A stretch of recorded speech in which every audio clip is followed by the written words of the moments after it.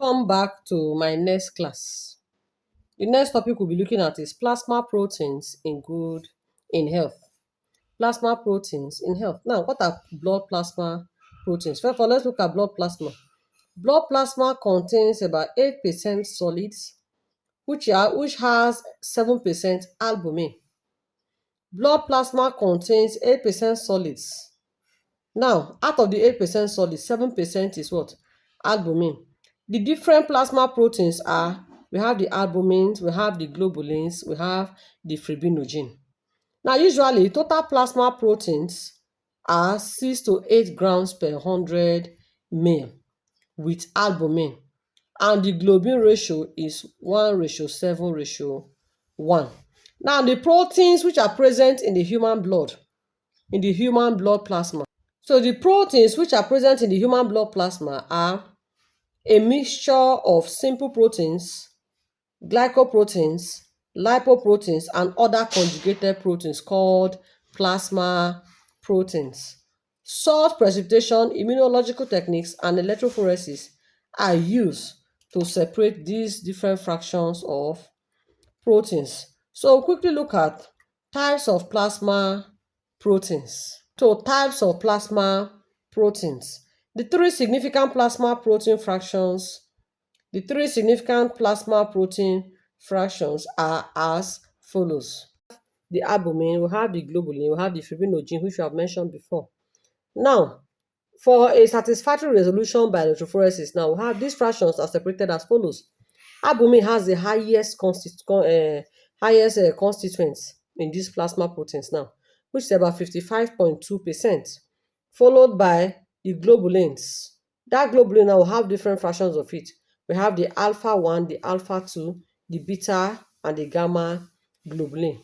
So having different fractions, followed by our fibrinogen. Now, I've told us that albumin, we said this is the most abundant class of plasma proteins. It has about 2.8 to 4.5 grams per 100 ml with the highest electrophoretic mobility. So when you are using electrophoresis to separate albumin, for example, to separate plasma proteins, for example, albumin has the highest electrophoretic mobility. It moves faster. It moves faster than the other types of plasma proteins. It is soluble in water. It is soluble in water and is precipitated by fully saturated ammonium sulfates. Yes. So the serum albumin consists of essential amino acids such as the lysine, the leucine, the valine, phenylalanine, threonine, arginine, and histidine. So those are the amino acids that the serum albumin consists of. Now look at globulins. By electrophoresis, plasma globulins are separated into, we said it before, alpha 1, alpha 2, beta, and gamma globulins. These proteins are synthesized in the liver, whereas the gamma globulins are formed in the cells of the reticuloendothelial system. The average normal serum globulin concentration is 2.5 grams per 100 ml or 3.53 grams per 100 ml by electrophoresis. Yes.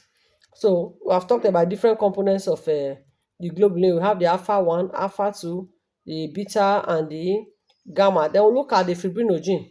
Fibrinogen is it's a fibrous protein with a molecular weight of 340,000. Molecular weight of 340,000. It has 6 polypeptide chains, which are held together by disulfide linkages.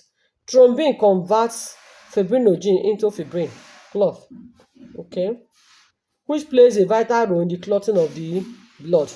Now, in addition to the proteins mentioned above, the plasma proteins also, the plasma contains many enzymes such as acid phosphatase and alkaline phosphatase, which have significant diagnostic function or value. Now, what are the functions of plasma proteins? Plasma proteins are a crucial component of blood that perform many functions in the body.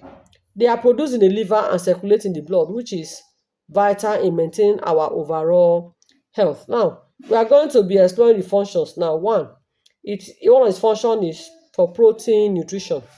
It acts as a source of protein for the tissues whenever the need arises. 2, osmotic pressure and water balance. The most abundant plasma protein in the blood is albumin, we said it before, which plays a crucial role in maintaining fluid balance in the body. Albumin helps to regulate the amount of fluid in the blood vessels. Of course, we know that, preventing excessive fluid buildup in the tissues.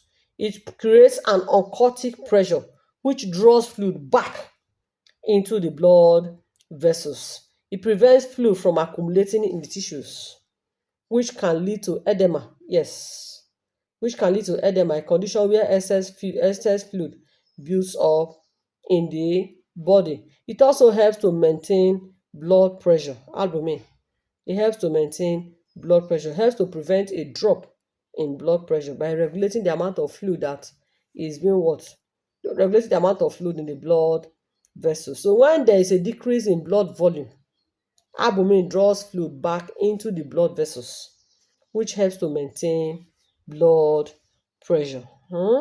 So another function of plasma proteins is immune function. Plasma proteins play a crucial role in the immune system. Globulins are the primary type of plasma protein which are involved in immune function, as they help to fight off infections and diseases. I will not be mentioning the different types again now. Another function of plasma proteins, it helps in buffering action. Plasma proteins help maintain the body's pH by acting as ampholytes. At normal blood pH, they act as acids and accept cations. Another function of plasma proteins is in the transport of lipids. I said it before when we were talking about lipoproteins. So lipid has to come together with proteins in order for lipid to be transported in the blood, which is a water medium. Yes. So transport of lipids. Then it also helps to transport other substances. Plasma proteins transport various substances in the blood, including hormones, drugs, and fatty acids. So those are some of the functions. Another function is in blood coagulation. Fibrinogen, which is a plasma protein, it plays a crucial role in blood clotting, where we say it converts fibrinogen to what? Fibrin. So when an injury or trauma occurs, fibrinogen is converted to fibrin, which forms a clot and stops bleeding. So this process is essential for preventing excessive bleeding and promoting wound healing. So quickly look at paraproteins briefly. A paraprotein is an abnormal protein in the urine or blood, most often associated with what? Benign tumor. Yes. So where they remain silent. For example, multiple myeloma, and excess in the blood is known as what? Paraproteinemia.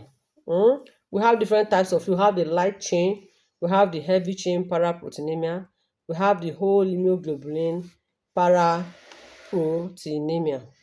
Okay, what are the causes of this paraproteinemia? There are potential causes that lead to the appearance of paraproteinemia. 1, leukemia and lymphoma. Cancer, they are blood cancers. Yes, so these things can cause it.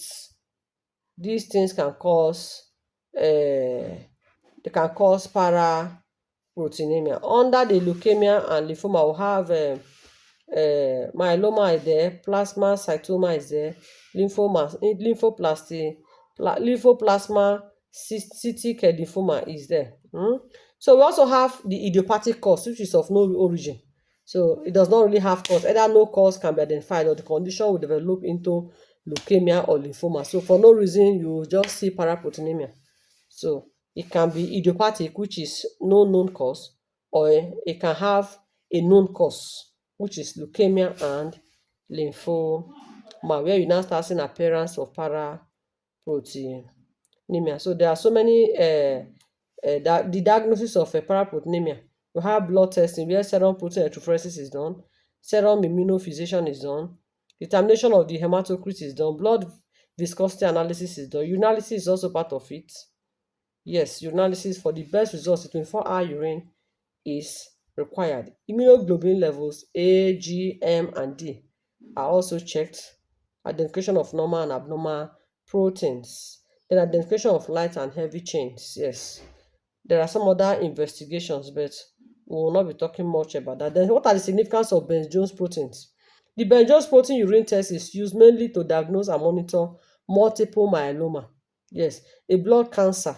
An abnormal Benjo's test result is also linked with what? Malignant lymphomas, which are cancers of the lymphatic system. So, the last topic we're going to also be looking at is fractionation of protein. See you in my next class.